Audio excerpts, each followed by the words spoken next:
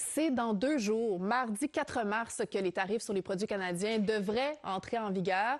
Alors, en principe, ça devrait être la fin du sursis qui avait été accordé il y a un mois par le président Trump. On a vécu dans les dernières semaines beaucoup de moments de confusion, d'instabilité, des menaces, des moments de grande tension aussi, comme ce qu'on a vu vendredi dans le bureau ovale. Alors, il y a bien des gens autour de nous pour qui l'anxiété prend du terrain. Alors, ce matin, je vous propose une conversation avec une spécialiste, quelqu'un qui connaît bien les outils dont on peut se servir pour essayer de se calmer dans ces moments qui sont collectivement très stressants. On a avec nous la psychologue Geneviève Beaulieu-Pelletier. Bonjour Geneviève. Bonjour. Alors, est-ce que vous l'observez, vous, dans votre pratique ou dans les gens que vous côtoyez, justement, ce stress lié à la situation politique? Clairement, puis je pense qu'on le perçoit tous dans les conversations, juste en venant en studio, le nombre de personnes, tout simplement avec des échanges, à quel point spontanément ça vient, ça fait partie.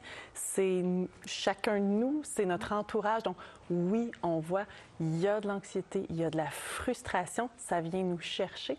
C'est un climat de grande incertitude. Donc, c'est important qu'on prenne le temps de se déposer, de voir, OK, on fait quoi avec ça? Parce que c'est pas un état qui va être passager. Tout ne sera pas réglé demain. Donc, c'est, j'ai envie de dire, une usure émotionnelle aussi qui est là. C'est que c'est jour après jour de baigner dans cette incertitude. Ça gruge énormément. Usure émotionnelle, c'est une bonne expression, je pense, qui décrit ce que c'est pour bien des gens et qui va s'échelonner aussi peut-être sur 4 ans et peut-être sur autre chose aussi, dépendamment des gens. Mais là, donc, on a cette nouvelle date de mardi pour les tarifs, mais en même temps, on sait que la dernière fois, on avait vécu vraiment des montagnes russes jusqu'à la toute dernière minute. Comment on fait pour gérer justement ces émotions qui vont de haut en bas aussi rapidement? D'abord, de les reconnaître, donc de sentir que ça vient nous troubler, de ne pas hésiter à le nommer. Donc oui, d'en parler avec ses proches, ça fait des discussions qui peuvent être très animées, ça vient nous chercher, mais c'est important de les nommer, de ne pas juste les accumuler, parce que des émotions qui, par exemple, si je suis dans l'anxiété puis je fais juste l'accumuler, ça vient, je parlais de gruger, bien c'est ça, c'est que l'effet est là, donc on le nomme. C'est aussi de reconnaître qu'on est fondamentalement dans un état où on se sent impuissant. On n'a pas un contrôle direct comme individu. Donc ça vient nous chercher. Donc déjà de voir que oui, je peux nommer mes émotions, mais en même temps, je suis dans un contexte où je sens que j'ai pas énormément de prise. C'est ça, on dirait qu'on n'a pas d'emprise sur la situation dans ces moments-là. Donc c'est encore plus difficile de faire face.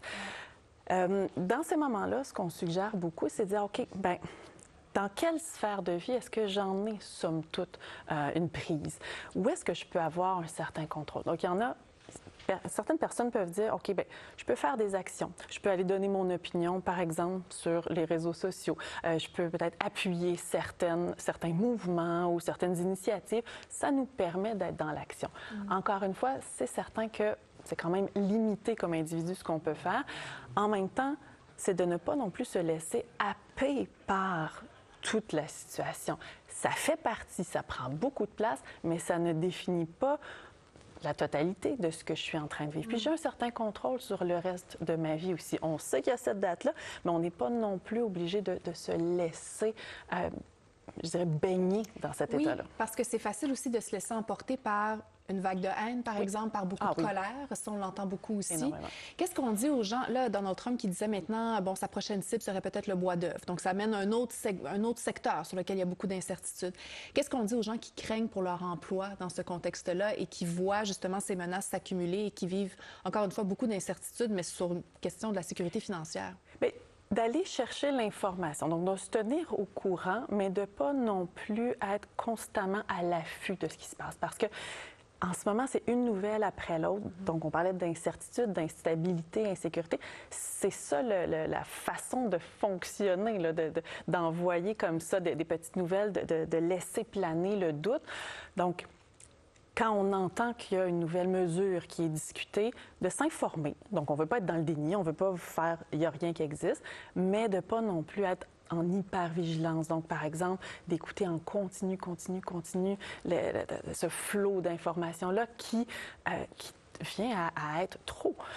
J'ai pas nécessairement plus d'informations que la veille, mais je suis à l'affût. Donc, cet état d'hypervigilance-là n'est pas nécessairement souhaitable. Donc, je repense à la chicane aussi de vendredi après-midi dans le bureau ovale.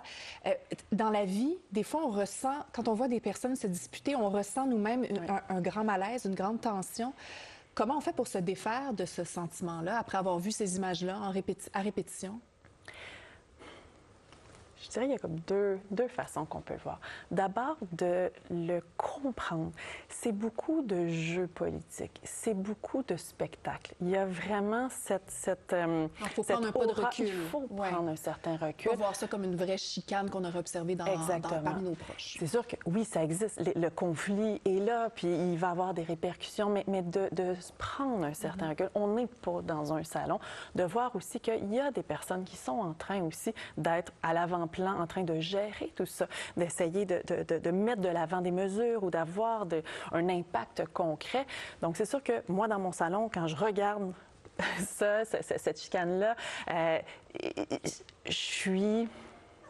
je reviens à l'impuissance. Je suis dans cette impuissance-là, mais si je me mets à la place, si je suis vraiment comme en train de le vivre carrément, là, je suis en train de mélanger mes émotions, mon vécu, mon histoire avec ce qui se passe.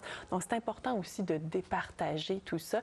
C'est important de mettre cet espace entre ce qui est vécu. On s'informe, on se tient au courant, mais ça ne doit pas venir à prendre tout cet espace-là. Sinon, ça va être comme ça pendant des semaines, pendant des mois, et il n'y aura plus d'espace pour ce qu'on souhaite être, vivre. C'est aussi que ça nous amène dans une vision très négative. On vient avoir tout le reste comme étant très, très sombre, alors que il faut faire attention, là. Oui, il y a des aspects qui sont négatifs, mais il reste beaucoup d'autres points possibles, beaucoup de belles initiatives. Puis dans nos vies personnelles aussi, il y a du beau. Donc, faire attention quand notre champ de pensée, d'action vient à être très assombri, limité, on va aussi avoir tendance à interpréter ce qui se passe comme étant plus négatif.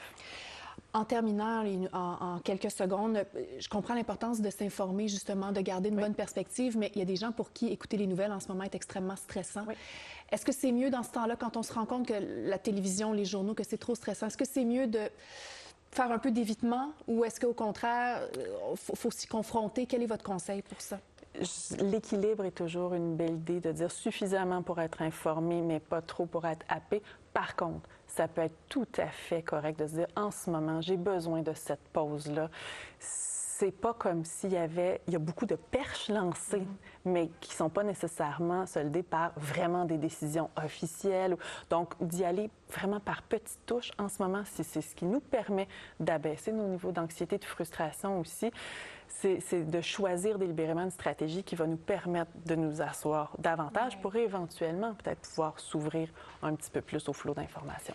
Puis essayer autant que possible, si on ressent ce grand stress, de profiter des prochains jours. C'est la relâche, profiter du temps en famille, entre amis aussi, pour essayer de se changer les idées, pour ne pas baigner là-dedans à temps plein non plus. C'est essentiel. Oui. Geneviève Beaulieu-Pelletier, merci beaucoup pour votre visite ce matin. De très bons conseils. Ça fait du bien à entendre. Ça a été un plaisir. Merci.